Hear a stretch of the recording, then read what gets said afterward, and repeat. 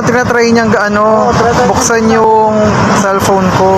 Pinigyan na kami, napanood sa Ganito yung nagpa-viral eh, no? Oo. Wala naman ako binubuksan na link eh. baka may ano ka.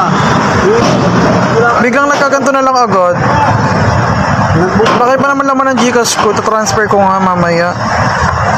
Try niya buksan. Oo nga eh. Tinatry niya buksan eh, no? Ganyan na panood sa akin. Kanina pa to. Tinatry niya, hindi ko nga siya maano eh. I-check mo.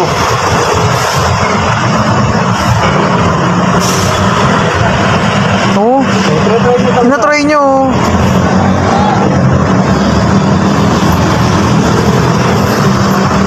Sira na kasi yung power on, ano to eh, power off, yung button. Ganito lang siyang ginagawa oh.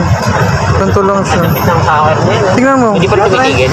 Try niya yan sir, buksan eh. Oo. Malapit ang power na yun.